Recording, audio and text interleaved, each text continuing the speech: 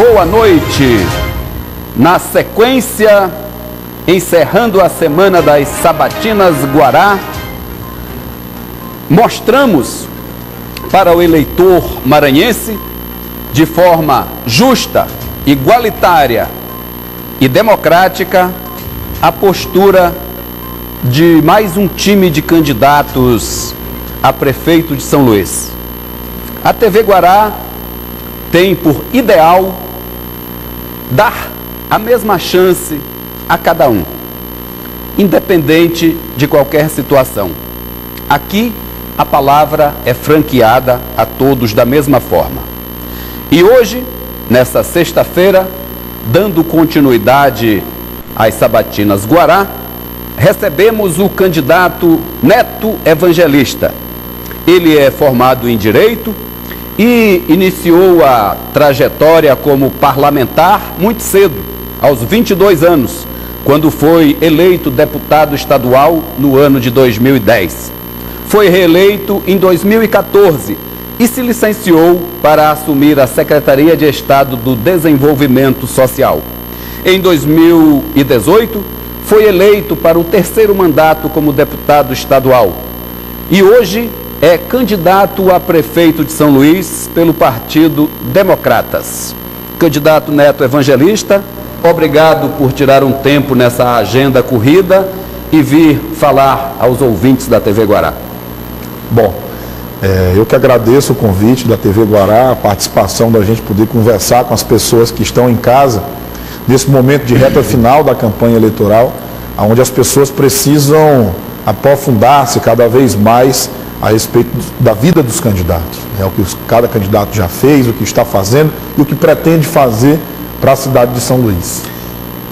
Para sabatinar o candidato Neto Evangelista, Felipe Clã, colunista de O Imparcial e apresentador de Os Analistas, cuja saudade está estampada na sua cara. Adalberto Júnior, meu querido amigo, coordenador de jornalismo da Rádio Universidade. Meu parceiro de toda semana, Marcos Saldanha, professor de História, jornalista e comentarista de política do Jornal da Guará e também do Boletim em determinados momentos. Vamos começar hoje por Adalberto Júnior. Comigo, vamos lá. Candidato, os 100 dias eles são muito importantes, os primeiros 100 dias, né? Geralmente o gestor ele usa esse espaço de tempo aí já para mostrar a cara, não é isso? Da nova administração. O que o senhor tem como meta para esses 100 dias? É claro, obviamente, educação, trânsito, transporte, acho que são as 3 primeiras coisas. O que o senhor vai fazer? Vai fazer questão de mostrar nesses 100 dias os primeiros resultados. Primeiro, em educação, escola, lembrando da Covid. Também Covid, saúde, atenção básica e a Covid também se completam. E trânsito, terminais e a bilhetagem. Bom, os 100 dias realmente eles são muito importantes para que a gente possa começar a dar uma organizada na casa. Tem uma questão muito interessante, Adalberto, que é o seguinte: o gestor público que pretende entrar no poder executivo para iniciar a sua gestão, se ele quiser pensar as políticas públicas depois que ele entra, é o início de um governo desastroso. Porque a agenda natural da gestão, da política, vai tomando o tempo do prefeito. Então você tem que entrar sabendo o que você quer fazer do início do seu mandato até o final do último ano, do 4º ano. Então esse primeiros 100 dias, ele é fundamental para uma organização administrativa da cidade de São Luís, né? Conhecimento, inclusive, real das contas, porque nós temos os conhecimentos, mas aqueles conhecimentos que estão publicados em portais da transparência, como, por exemplo, nosso índice de gestão fiscal, que é o pior dentre todas as capitais brasileiras. Nós somos a 26ª capital no índice de gestão fiscal, segundo a Firjan, sobretudo no quesito de liquidez do orçamento, ou seja, a gente gasta mais do que a gente arrecada. Isso, obviamente, nos dá uma condição fiscal ruim, isso nos deixa um restos a pagar alto a cada ano que se segue, e esse restos a pagar de quase R$500 bilhão, que o último dado de levantamento que tem da cidade de São Luís, ele é, acima de tudo, em cima de custeios, contratos de custeios. Então, entrou na prefeitura, você tem que fazer uma revisão geral, saber primeiro o que a atual gestão vai deixar de restos a pagar processado, restos a pagar não processado, o que foi liquidado e o que não foi, para que a gente possa cumprir com a obrigação da prefeitura e aquilo que não foi liquidado, a gente possa, obviamente, passar por cima e tocar a nossa gestão, né? Então, arrumar a casa, eu acho que essa é a primeira função. Arrumar a casa, aí você pega e puxa situações temáticas, como de trânsito. Quantas avenidas de São Luís nós não temos sequer sinalização vertical e horizontal? Você precisa de quê para fazer isso? Você precisa de um planejamento, precisa de tinta. Sabe? São coisas básicas, coisas simples, que dá para você entrar já organizando o trânsito da cidade. Cadalberto, imagina uma avenida com asfalto, lá tudo preto, você não consegue delinear qual é o local de cada carro. Numa avenida que cabe em 3 faixas, ela não tem faixa nenhuma, de repente fica uma fila de 5 carros, vira uma bagunça. Você desorganiza totalmente o trânsito da cidade. Você vai para a área da saúde. A primeira coisa que nós temos que fazer nos 100 dias é montar um perfil das unidades de saúde da cidade de São Luís. Como assim montar um perfil, Neto? Vamos lá. Socorrão 1. Qual é a demanda do Socorrão 1? O que é que Socorrão 1, pelo seu atendimento, ele gasta de gases, ele gasta de agulha, ele gasta... Quais são essas demandas? Para você poder montar um perfil e fazer um planejamento de execução. Porque às vezes fica aquele negócio de toque de caixa, só remendando. Faltou agulha, corre, a gente não vai fazer agora aqui esse exame porque não tem agulha. Corre para a Secretaria de Saúde, precisa comprar agulha. Sabe, fica esse negócio desorganizado, que é o que o cidadão que está nos ouvindo, que está nos acompanhando, nos assistindo, sabe. E quando chega às vezes no posto de saúde, não tem o medicamento. Por quê? Porque não tem um plano do perfil daquele posto de saúde. Que perfil é esse? Dentro das equipes da estratégia da saúde da família, que tem um médico, enfermeiro, técnico de enfermagem, agentes comunitários de saúde, que precisam catalogar as pessoas que têm diabetes, hipertensão, para quê? Para levar o medicamento para elas. Se tem esse perfil, se tem o perfil, está faltando o planejamento para a compra do medicamento, porque o pessoal não recebe. E alguns outros não recebem, a pessoa acaba tendo que comprar. Qual o resultado prático disso? Você deixa de fazer o atendimento na atenção básica e leva essas pessoas para alta complexidade, para o atendimento nos socorrões, que é o que gera hoje no Socorrão 1, por exemplo, a gente ter um anexo na Santa Casa, que na verdade é um depósito de seres humanos aguardando para fazer a amputação de um membro do seu corpo, porque não fez o tratamento da diabetes no início. Então assim, é fazer uma arrumação da casa mesmo, uma arrumação da casa e começar a tocar as políticas públicas que a gente desenhou no nosso plano de governo. Marcos Saldanha. Candidato, no seu plano de governo, lá em princípios de gestão, aparece transformar a cidade. É extremamente amplo, mas é um princípio.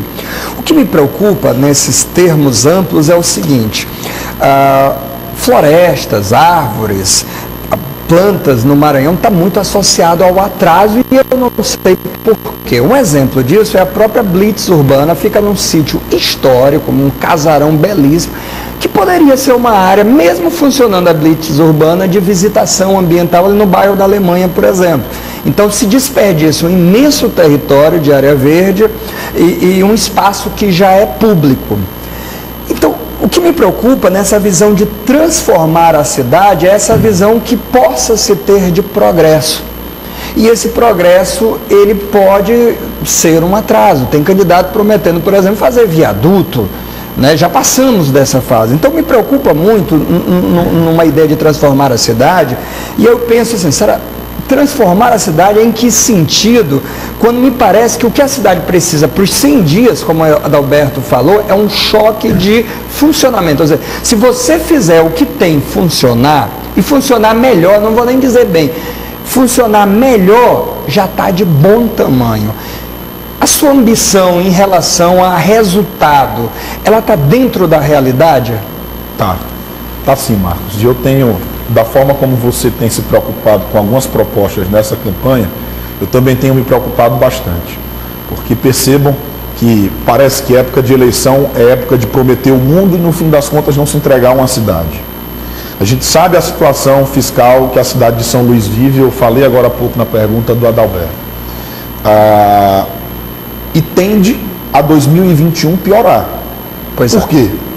Porque, vamos lá, No ano de 2020 houve uma queda de arrecadação que tende a continuar no ano de 2021. Só que o que aconteceu? O governo federal está suprindo este déficit de arrecadação. Só nesse ano de 2020 o governo federal colocou 130 milhões de reais em São Luís, oriundo suprimindo impostos que a cidade de São Luís não arrecadou. Vai terminar isso agora em dezembro de 2020. Suspensão da dívida pública do município de São Luís com a União, como todos os outros municípios, está suspensa, vai terminar em dezembro de 2020. Auxílio emergencial que o governo federal está dando para as pessoas, que obviamente ajudou a dar poder de compra e por consequência alguma arrecadação também para os entes públicos, vai acabar em dezembro de 2020. Então todos esses benefícios vão acabar em dezembro de 2020 e 2021 está aí sem a gente saber direito como é que vai ser. Então tem que ter muita responsabilidade com o que está se comprometendo. Eu me preocupo muito quando eu ouço campanhas dizendo que não, o governo federal vai deixar de dar o auxílio emergencial e a cidade de São Luís vai passar a dar. Eu fico impressionado, desculpa, com a cara de pau de alguém falar isso numa eleição. Isso é sério, Geraldo. A gente está falando do futuro da cidade, tem que ter responsabilidade. Se você pegar a folha do auxílio emergencial para São Luís, é algo em torno de 220 milhões de reais por mês. Imagina 220 milhões de reais por mês durante um ano. Dá um pouco mais de 75% do orçamento de São Luís. Quer dizer então que vai fechar saúde, vai fechar educação, vai fechar programa de assistência social e vai ficar só pagando o auxílio emergencial. Isso parece piada. Sério. É brincar com a consciência das pessoas, com a fé, com a esperança das pessoas. Tem me preocupado muito. Quando eu falo em transformar a cidade, Marcos, é fazer primeiro uma transformação no que você falou, na gestão. São Luís precisa conhecer um modelo de gestão, de administração pública que não conhece. Conhece uma casa que vai sendo tocada diariamente, porque uma prefeitura é o seguinte, se você tirar o prefeito, qualquer prefeitura, qualquer órgão público, se você tira o prefeito da cadeira, fica sem prefeito na cidade, a prefeitura não vai parar, ela vai andar. Ela vai andar naturalmente. Mas a cidade de São Luís precisa conhecer gestão, a cidade de São Luís precisa saber fazer contas com o seu dinheiro e saber fazer investimento com o seu recurso. Além também do prefeito ter que ter capacidade de buscar recursos fora. Então quando eu falo em transformar, é começando pela gestão. E depois fazer a transformação que a cidade precisa. Nós somos a 15ª maior cidade do país. A gente não sabe utilizar isso. São Luís nunca aprendeu a utilizar o seu potencial turístico de lazer, histórico, cultural. São Luís hoje é um lugar de passagem para as pessoas que vêm de fora e para Barreirinhas. Essa é a realidade.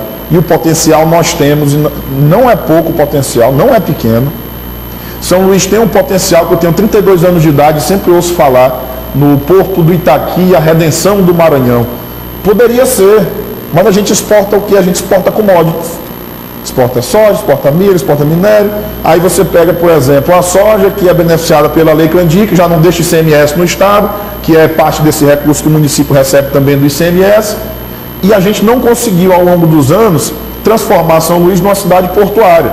Que cidade portuária é essa? Uma cidade que agregue serviço, que você saia daquele produto primário e você possa melhorar esse produto, transformar o produto para gerar emprego, para gerar renda e para exportar esses produtos pelo segundo porto mais profundo do Brasil. Essa é a transformação que eu acredito na cidade de São Luís. Sem vender ilusão, sem vender sonho. Entregando os serviços públicos. Tem muito serviço público básico que a cidade não entrega ainda. Que a gente falou aqui no caso da saúde, por exemplo, que falta insumos para fazer cirurgia. Eu estava ontem, anteontem, não sei porque todo dia está igual mesmo na campanha para a gente, sai de casa às 7 horas da manhã, volta meia-noite. Eu estava fazendo uma caminhada na feira do João Paulo e uma senhora me parou e começou a chorar, literalmente, dizendo que tinha perdido o filho dela tinha morrido no socorrão, que ele tinha entrado com um problema no rins e lá pegou outras doenças e entrou lá com um problema, saiu de lá com várias mortes.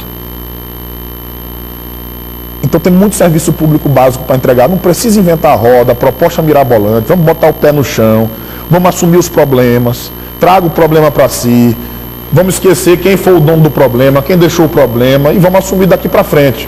Vamos tocar a cidade, eu acho que é isso que as pessoas esperam do próximo prefeito. Felipe. Então, candidato, o seu programa é um programa muito interessante, porque ele é um programa enxuto, da mesma forma da sua fala. De lucidez, trazendo a lucidez com o pé no chão. Mas nós temos um desafio que é com os poderosos, não é somente com os pobres, porque, infelizmente, nenhum governo, nem o atual estadual e nem municipal, conseguiu enfrentar e resolver o problema da miséria. Nosso povo tem fome. As pessoas em São Luís do Maranhão passam fome, não tem onde morar, não vou nem entrar em esgoto, essas coisas, não tem o que comer. Enquanto empresas, faculdades, né, indústrias não pagam, não recolhem, se recolhem, não repassam. Como é que Neto Evangelista vai enfrentar os poderosos empresários da educação, do comércio, da indústria, né, de São Luís? Como é que vai ser esse recolhimento? Porque a dívida hoje de quem não pagou é muito maior, talvez, do que o senhor conseguiria recolher com essa crise da pandemia. Isso. Felipe, inclusive, eu me reuni nessa semana com a Associação dos Procuradores do município de São Luís e tive uma conversa com procuradores fiscais da cidade. E nós começamos a levantar, inclusive, essas situações. Olha só, eu acho que o setor privado, a iniciativa privada, é importantíssimo para a geração de emprego, para a geração de renda para a cidade. E, lógico, eles visam o lucro, né, como a empresa que eles são. E eu, como prefeito, vou visar o bem-estar da sociedade de São Luís.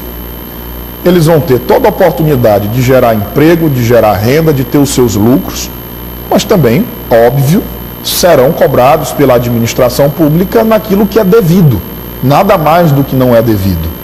Eu, inclusive, tenho como meta, no início da minha gestão, complementando até a sua pergunta, Adalberto, que nós temos que botar o plano diretor da cidade virar realidade.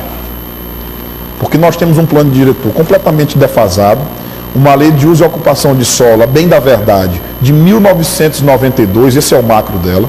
Se você pegar São Luís 92 é uma, se você pegar São Luís 2020 é outra, completamente diferente. Já que o senhor entrou nesse assunto, o senhor acredita nesse plano diretor que está na gaveta da Câmara? Não, eu acho que ele teve os seus avanços. Nós vamos precisar dar uma revisada nele geral, junto com a Câmara de Vereadores, com o Conselho da Cidade, com as entidades civis, com o meio empresarial. Esse é um negócio que o pessoal tem que entender que ninguém vai sair ganhando e ninguém vai sair só perdendo. Uns têm que abrir mão de uma coisa, outros têm que abrir mão de outras, porque o plano diretor não é para um grupo A ou para um grupo B, o plano diretor é para a cidade. Os grupos que fazem parte dessa discussão têm que entender isso. Porque às vezes ficam defendendo só o interesse do seu umbigo e esquecem que aquilo não é para ele, aquilo é para a cidade de São Luís.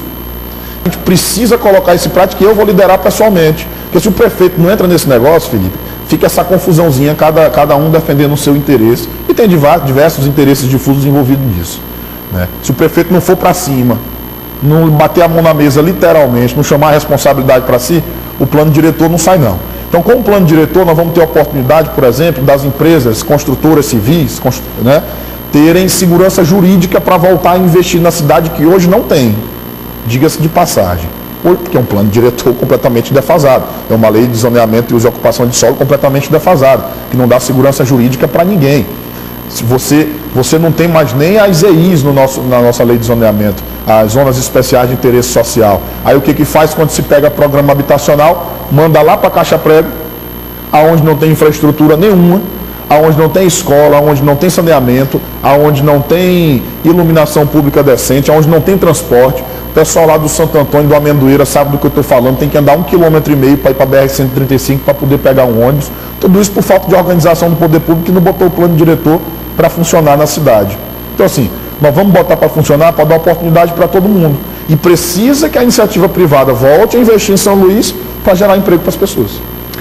Fazemos nossa primeira paradinha, voltamos já para o segundo bloco.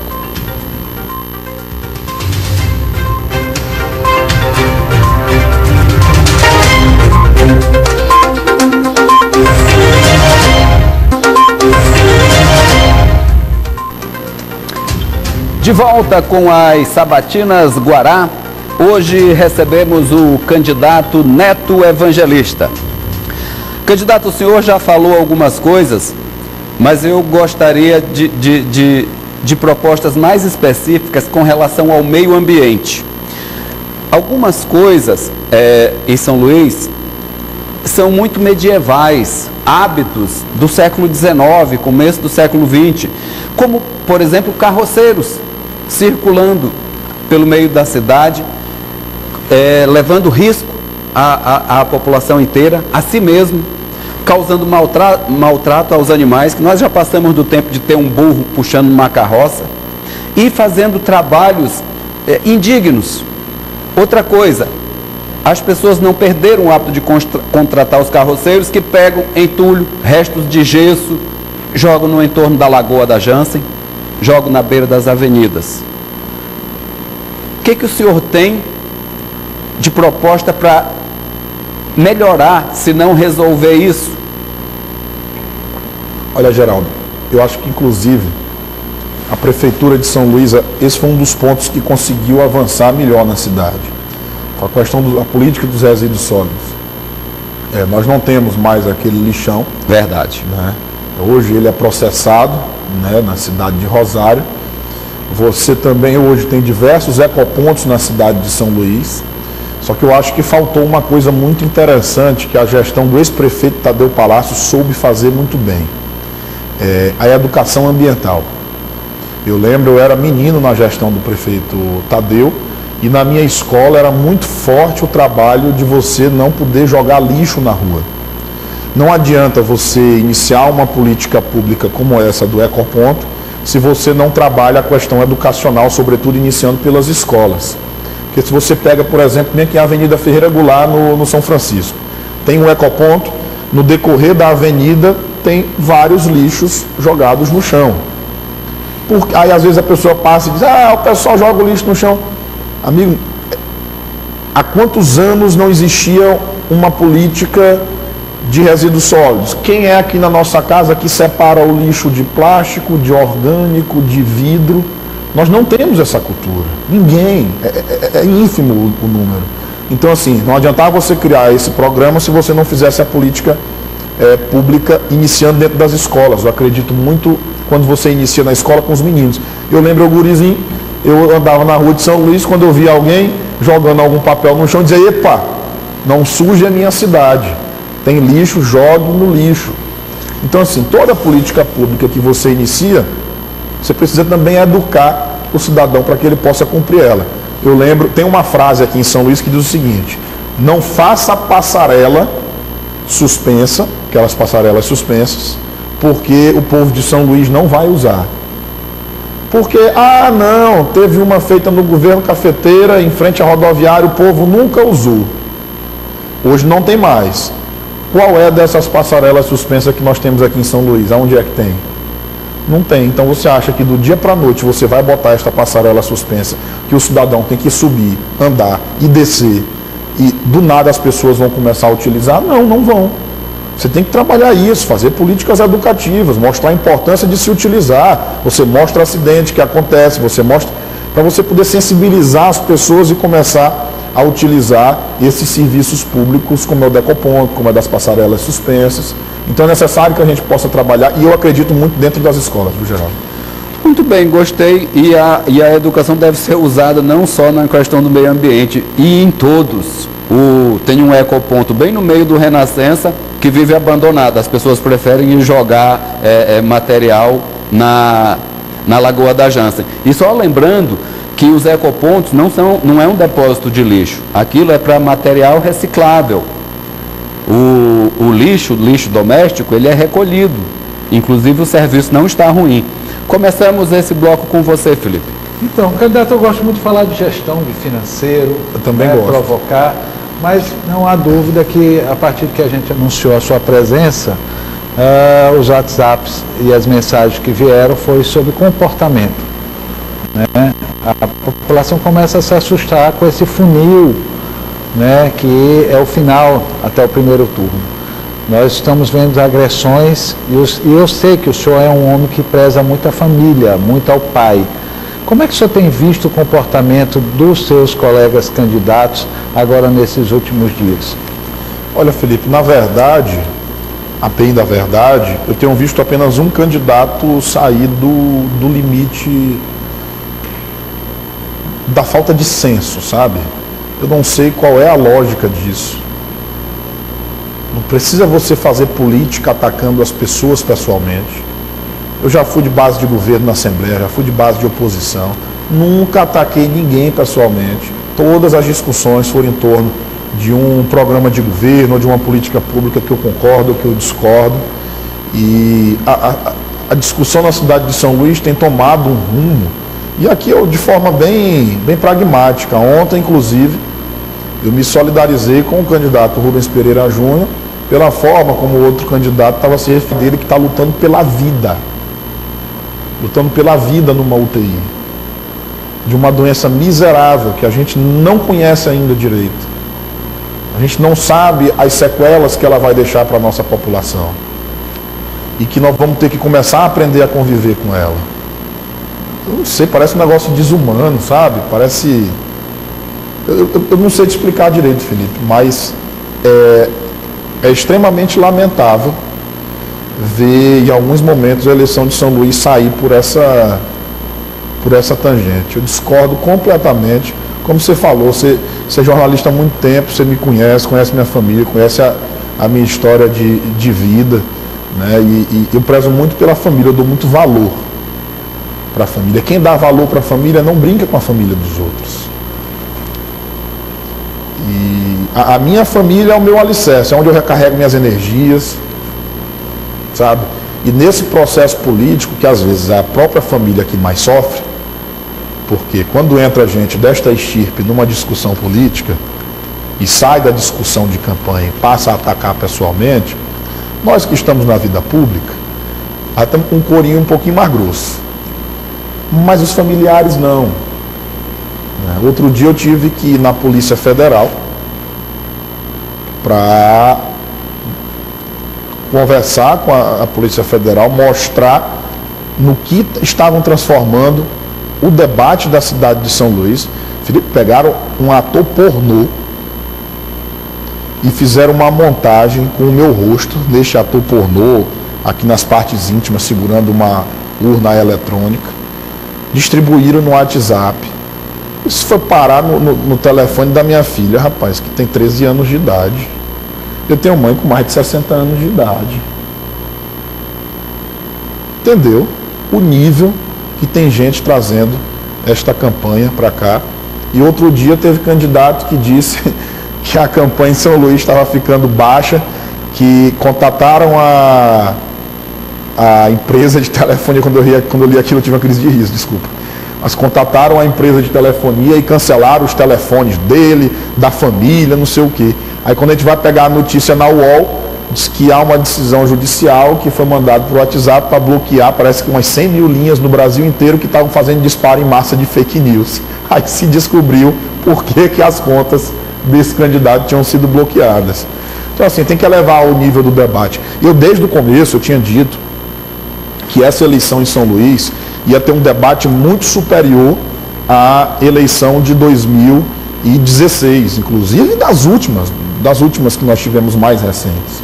Porque nós temos bons candidatos, bons quadros, que sabem debater a cidade de São Luís. E, como eu disse, para mim, na verdade, tem um candidato que tem destoado neste tom aí, que tem saído da linha, e eu lamento muito. Espero que a cidade de São Luís saiba compreender isso e extirpar da vida pública esse tipo de gente. Marcos Saldanha. Candidato, eu lembro numa entrevista em Os Analistas que eu lhe fiz essa pergunta quando da aliança do DEM com o PDT, que era como é que ia ser a relação sua com o PDT no que diz respeito à gestão da cidade, porque estavam juntos. De lá para cá, o senhor ainda agregou o MDB e o PSL. E o PTB. Então, e o PTB também. Então, eu estendo a pergunta agora para esses partidos e já digo que não aceito como resposta daquela coisa. Não, porque na nossa gestão só vai ter cargo técnico. Eu acho que a gente tem que parar de negar essa coisa política. A natureza política. Os partidos têm nomes técnicos que são políticos e eles estão ali porque querem ser gestor também. Como é que vai ser, a que linha o senhor vai dar e que garantias o senhor dá que vai conseguir imprimir a sua marca, sobretudo no PDT, que já está há bastante tempo, o MDB, como é que o senhor vai conseguir gerir esses interesses, esses desejos e formas diversas? Olha, bacana a pergunta, Marcos. E assim, eu quero falar em 2 pontos. É importante que as pessoas saibam, e está aí os presidentes de todos os partidos que estão comigo, PDT, MDB, PSL, PTB, nenhum desses partidos, quando veio somar conosco, houve uma negociação para dizer assim, olha, nós vamos ganhar a eleição e a Secretaria de Educação, a Secretaria de Saúde vai ser do partido A ou do partido B. Não teve. Agora é lógico, eu sou da política, eu não nego a política. Acho isso um erro crucial, negar a política. Porque a política, através dela que é possível fazer as transformações que a gente quer. Exatamente. Só através dela. Então assim, eu não nego a política, e lógico, quem vai ganhar a eleição comigo é quem vai governar junto comigo. Perfeito. Para mim, os cargos, eles têm que ter um mix de gestão técnica e de gestão política. Engana-se quem pensa que só faz administração com gestão ou quem pensa que só faz com política. Você tem que agregar as 2 coisas. Quem pensa que é só gestão não faz política, não consegue governar. Quem pensa que é só política não consegue entregar os resultados para as pessoas. Então, o que eu vou fazer de forma muito pragmática? Quem foram os partidos que me ajudaram a ganhar as eleições? Então, aqui, partidos, é o seguinte, eles sabem disso que eu já tive essa conversa com eles. O líder da cidade sou eu. O eleito, o povo de São Luís elegeu, fui eu para prefeito. Então quem manda aqui sou eu. Ponto. Agora, eu quero que vocês me ajudem a governar a cidade. Tragam 3 nomes para mim do seu partido para a pasta tal. Eu vou avaliar, vou ver qual é o melhor nome para contribuir. E este secretário não vai prestar contas com o partido, vai prestar contas com o prefeito. No dia que esse secretário entender, não, eu sou indicação do partido A, eu não sou indicação do prefeito, a exoneração dele está feita no outro dia. Porque quem foi eleito pelas pessoas para ser prefeito fui eu e não foi nenhum outro partido. Mas lógico, quem vai governar comigo é quem vai me ajudar a ganhar a eleição. Adalberto, uma pergunta fácil aí, porque só tem 3 minutos. Muito fácil. Juntando uma coisa com outra, a pegada de Felipe com a de Saldanha, um pela parte da família, outro pela parte dessa questão política, de gestão também. O seu pai foi um catalisador num momento extremamente importante na nossa política. Como é que o senhor vê a sua participação se o senhor chegar a lograr a cadeira de prefeito para um período que vai ser tão importante quanto aquele que o seu pai comandou? Olha, Adalberto, sabe uma coisa que eu tenho muito orgulho na minha vida? É da história de meu pai. Eu tenho orgulho como filho, como admirador, e eu te digo uma coisa, eu daria tudo, absolutamente tudo, para ter meu pai novamente aqui comigo. Eu sempre digo para meus amigos, digo, olha, diga para seu pai eu te amo, beija teu pai, abraça teu pai, não tenha disso não. Porque um dia ele não vai estar mais aqui e você não vai ter mais como fazer isso. Eu liguei para o Rubens Pereira Júnior, quando eu ouvi a voz do pai dele, não sei se vocês chegaram a ouvir esse áudio, o Rubens Pereira pai gravou um áudio de dentro da UTI agradecendo as orações. Eu liguei para ele. Eu falei, cara, que fantástico ouvir a voz de teu pai depois de tudo que ele está passando. Ele falou, né, tua ligação para mim foi muito importante. Eu falei, porque eu sei o que você está passando e eu dou valor para a família. Então assim, a história do meu pai é algo que me dá muito orgulho. Meu pai veio de São João Batista com 7 anos de idade aqui para São Luís. Foi vendedor de sapato, gerente de loja de sapato, teve uma vida de lutas, conseguiu conquistar muita coisa e eu tenho muito orgulho dele. E lógico, aprendi muita coisa dentro de casa. Por ter orgulho, por admirá-lo, eu, obviamente, me inspirei em seguir a carreira que ele estava seguindo na vida pública. Quando você tem seu pai como espelho, você quer fazer aquilo que seu pai faz. Eu espero que eu seja o espelho dos meus filhos dentro de casa, né?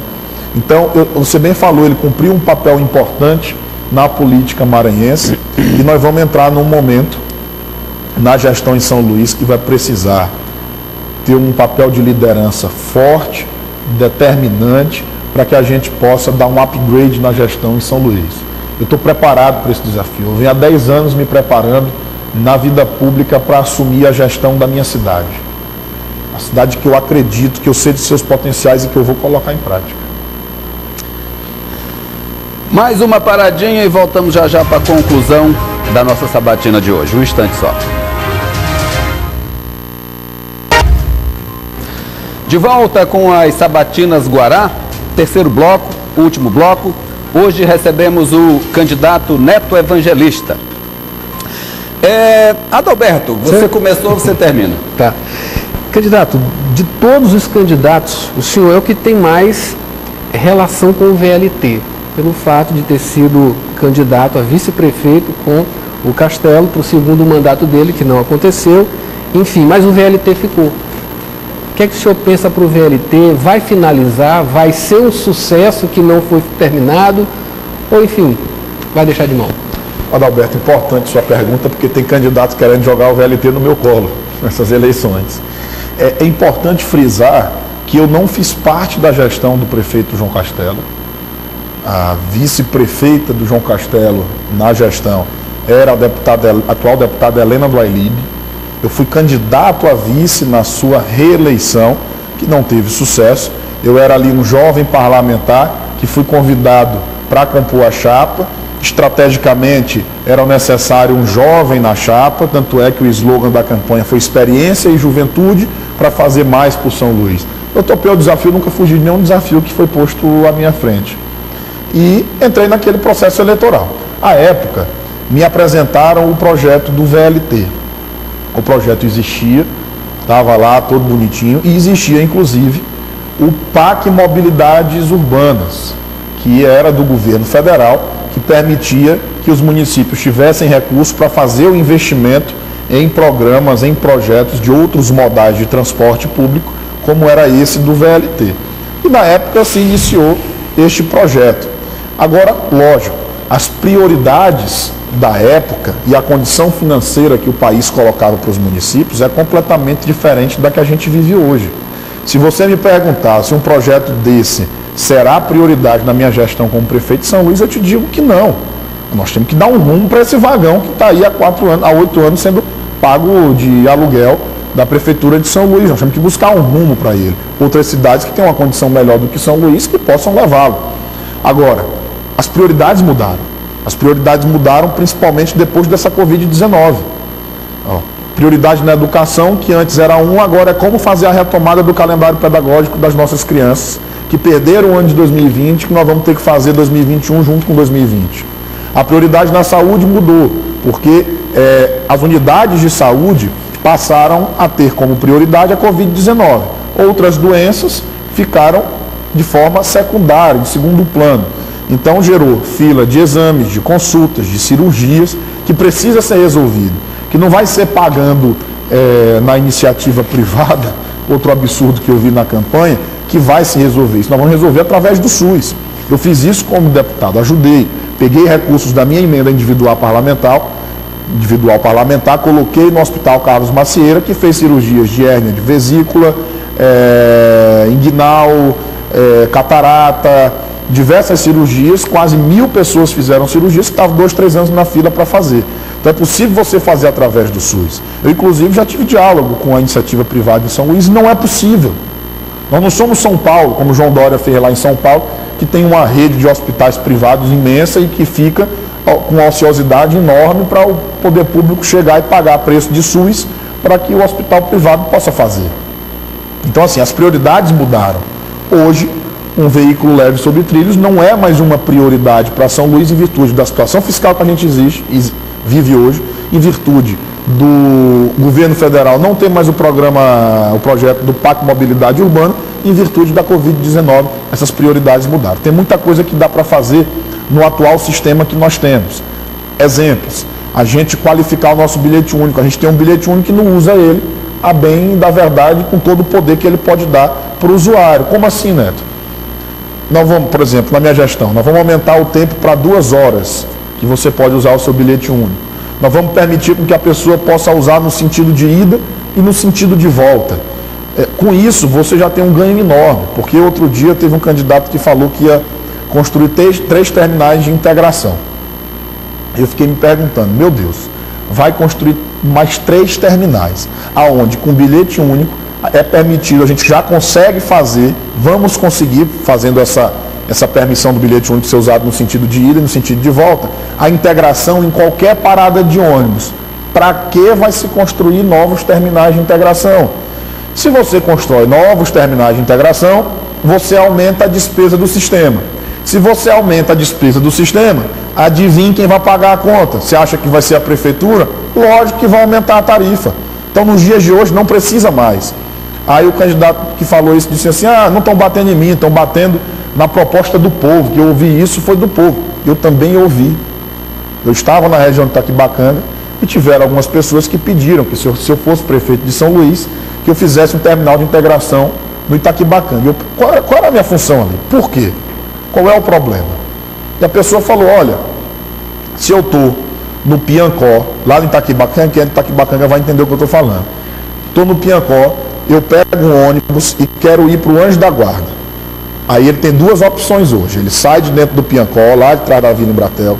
Aí ele desce na Avenida dos Portugueses, atravessa a pista, pega um ônibus que vai no sentido Anjo da Guarda. Só que esse ônibus que ele vai pegar no outro sentido, ele tem que pagar uma nova passagem. Então, para sair de um lugar próximo para o outro, ele vai estar pagando duas passagens, hoje. Qual é a outra opção? Ele sai do Piancó, entra ali na Avenida Embratel, vai pela Avenida dos Portugueses, vai até o terminal de integração da Praia Grande, troca de ônibus lá para poder voltar para o Anjo da Guarda, dá uma volta imensa. Eu falei, o grande problema é esse? Falou, o problema é esse. Eu falei, é muito simples, a gente resolve isso com bilhete único. Você sai do seu ônibus no Piancó, vai pela Avenida Embratel, desce na Avenida dos Portugueses, atravessa a pista, pega o outro ônibus, usando, no outro sentido, a mesma passagem que você usou para sair do Piancó. Pronto, está resolvido. Aí eu vou criar um novo terminal de integração para aumentar a sua passagem. Ela, não quero mais esse terminal de integração.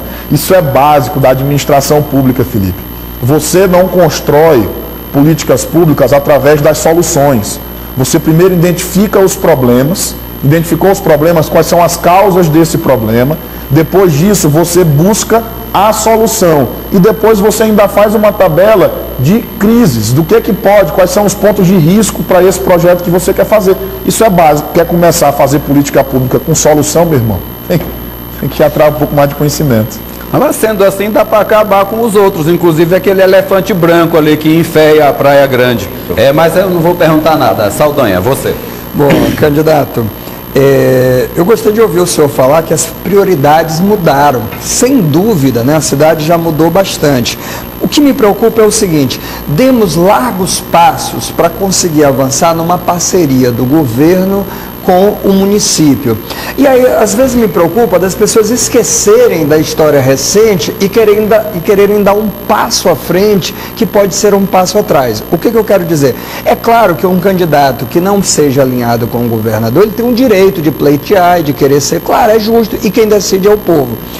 Mas esse passo da descontinuidade que a população tanto cobra, ele não é perigoso nesse momento de crise, ou seja, talvez seja o momento mais difícil para qualquer gestor ganhar uma eleição.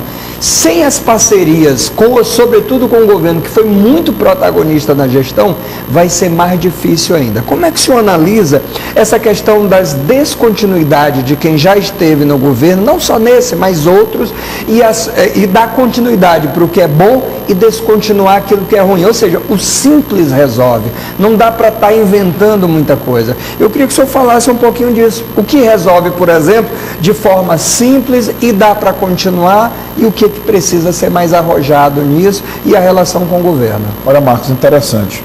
A relação com o governo é fundamental. Assim, nós somos uma capital importante nacional, eu já disse aqui na entrevista, a 15ª maior cidade.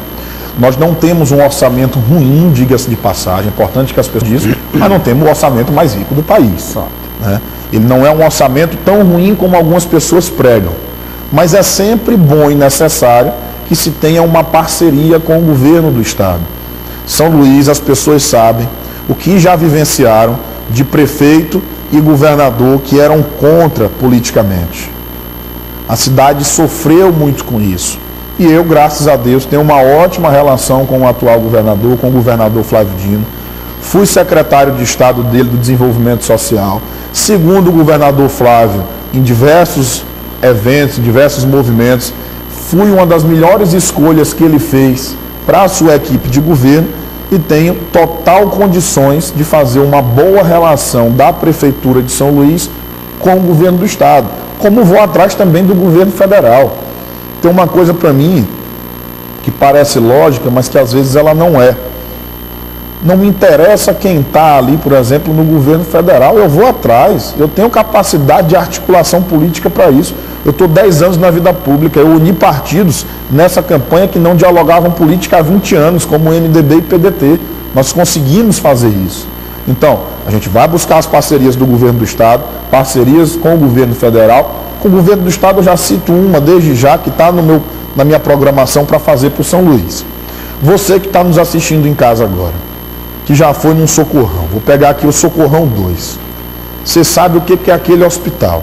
Desculpa, muitas vezes parece até um depósito de seres humanos. Que eu não sei como é que os profissionais conseguem cuidar dos pacientes dentro daquele lugar. Fizeram até uma pinturinha por fora agora, mas por dentro é um desastre. Ali não foi programado para ser um grande hospital realmente. E eu quero fazer este compromisso com a cidade de São Luís. Assim que o governador do estado inaugurar o Hospital da Ilha, que é um hospital com uma capacidade de leitos maior do que o Socorrão 1 e o Socorrão 2 juntos, eu vou iniciar a reconstrução do Socorrão 2 aqui em São Luís. Eu vou entregar um verdadeiro hospital para a cidade. Uma reconstrução que nós vamos fazer por etapas. O Hospital São Domingos, por exemplo, que é um hospital particular, virou um outro hospital e nunca fechou. Foi sendo feito por etapas. Nós vamos fazer assim com o Socorrão 2 também. Né? E óbvio, nesse momento das etapas, onde você vai precisar deslocar alguns profissionais, vai para alguma unidade mista, vai para o Hospital da Ilha, dar o suporte para o governo do estado. Tudo isso é possível. Mas nós vamos fazer essa reconstrução. Inclusive, já dialoguei com alguns deputados federais e com o senador Everton Rocha. Perguntei se era possível a gente dialogar isso a partir do ano que vem para buscar recursos de emenda de bancada federal maranhense. E eles disseram que é completamente possível. Eu não vendo sonho, eu vendo realidade. Você que está nos assistindo em casa sabe da necessidade que tem de fazer um novo hospital no Socorrão 2. Felipe, 2 minutos para pergunta e resposta. Rápido, o marco de saneamento. Nenhum candidato que sentou nessa cadeira mostrou decisão em acabar com esse absurdo que vive o povo de São Luís na questão da água e do esgoto. O senhor vai ter coragem de romper esse contrato ou então de cobrar a gestão do governo estadual ou vai trazer para a prefeitura? Olha, Felipe, coragem, se a pessoa não tiver, se o candidato não tiver, pode buscar outro rumo porque está no lugar errado. E para ser prefeito de São Luís precisa ter coragem, precisa saber matar os problemas no peito e botar para resolver. O marco do saneamento, aprovado agora há pouco tempo pelo Congresso Nacional, foi uma peça importantíssima no que diz respeito à entrega de serviços de água e de esgoto para todo o país. E principalmente São Luís, que tem um atendimento precário da Companhia de Água e de Esgotos do Maranhão. Eu não tenho problema nenhum em sentar com a CAEMA quando eu chegar à Prefeitura de São Luís, pedir que eles entreguem na minha mão o planejamento orçamentário, financeiro e de execução das suas obras na cidade de São Luís para cumprir o que o marco do saneamento está dizendo. E se eles não tiverem capacidade de cumprir, eu não tenho problema nenhum em acabar com esse contrato. A minha bandeira não é azul, não é amarela, não é verde, não é vermelha, a minha bandeira é da cidade, é da entrega do serviço público. Não me interessa se vai ser empresa A, se vai ser empresa B que vai entregar o serviço. Se for uma empresa pública como a Sabesp que presta um serviço em São Paulo, vai ser. Se não for, nós vamos abrir para o mercado, até porque o marco do saneamento nos exige isso. Nós estamos aguardando aí a derrubada do veto do artigo 16 para ver se vai ser aberto um processo licitatório realmente para todo mundo vir concorrer. Mas o que me interessa é que o serviço seja entregue e com um preço justo, porque se você na sua casa tem água dia sim, dia não, se as praias de São Luís estão poluídas, se na frente da sua casa, e nós temos várias ruas em São Luís assim, eu tive na Vila Maruim, no Coroadinho, há pouco tempo, vi a situação lá de fezes andando na porta da casa das pessoas. Tudo isso é por má gestão da CAEMA. Eu não tenho problema com isso. O que tem que ser dito, a verdade tem que ser dita. Então, assim, todos esses problemas são problemas históricos, problemas longos. Se em algum momento da sua vida você teve feliz, satisfeito com a entrega do serviço da CAEMA, faça uma reflexão e lembre. Inclusive, o candidato Eduardo Braide, que foi presidente da CAEMA, teve a oportunidade de mudar a história da CAEMA, não conseguiu mudar. E agora está se apresentando como salvador para mudar a história de São Luís. Eu não consigo entender isso. A minha passagem pelo Executivo foi exitosa pela Secretaria de Desenvolvimento Social. Secretário, passou um pouquinho do tempo, mas você tem 1 minuto e meio para dizer o que você quiser. O que você quiser? Vamos lá. Pessoal, primeiro deixa eu agradecer a oportunidade de estar conversando com vocês, agradecer a TV Guará pela oportunidade, dizer que nesses últimos dias de campanha é importante que você possa olhar realmente para o candidato, olho no olho, saber o que cada um pensa a respeito da cidade de São Luís, saber se o candidato tem pé no chão ou se está a fim de apresentar propostas mirabolantes que não serão cumpridas quando forem prefeito de São Luís. Eu quero fazer 3 principais compromissos com a minha cidade. Compromisso número 1, ser um prefeito que chegue junto, prefeito que governe das ruas, que caminhe nas comunidades, de lá identifique os problemas e de lá traga as soluções. Compromisso número 2, compromisso com a verdade. Assumir o compromisso que pode ser cumprido. Olhar olho no olho do cidadão, o que dá diz sim, o que não dá diz não. Mas ter transparência e fazer as pessoas voltar a acreditar na política.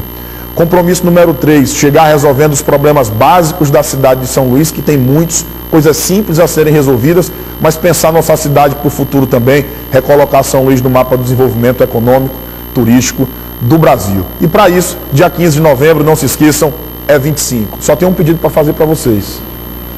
Não esqueçam, 25. Obrigado. Muito obrigado, candidato Neto Evangelista, Marcos Saldanha, Adalberto Júnior, Felipe Clã, Juninho Guará, Fábio Bala, Popó, Elielton, Sérgio e toda a equipe que compõe a TV Guará. Foi dito que só a política faz as grandes transformações. É verdade, a política faz as grandes transformações, mas não só ela. A arte faz as grandes transformações. As guerras fazem as grandes transformações. As pandemias causam grandes transformações. O mundo é composto de um grande conjunto. O planeta Terra, que é redondo, é só uma bolinha do universo. Cada um de nós, independente de ser um jornalista como eu, ou o presidente da França, ou um dos bilionários do mundo, somos apenas um grãozinho de areia no cosmos. Só importamos quando estamos juntos. Tudo só importa quando está junto. Nada é desligado, nada é independente.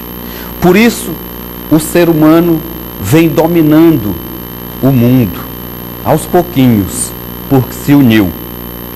Pense nisso, escute o que todos os candidatos dizem, bote tudo no seu liquidificador e você vai saber qual é mais merecedor do seu voto e das suas esperanças.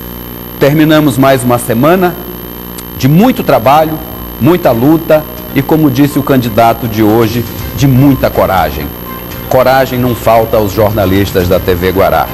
Desejo um grande final de semana a todos, muita paz, muita tranquilidade e muito repouso. Segunda-feira, continuamos nossa sabatina quando recebemos o candidato Silvio Antônio. Até lá.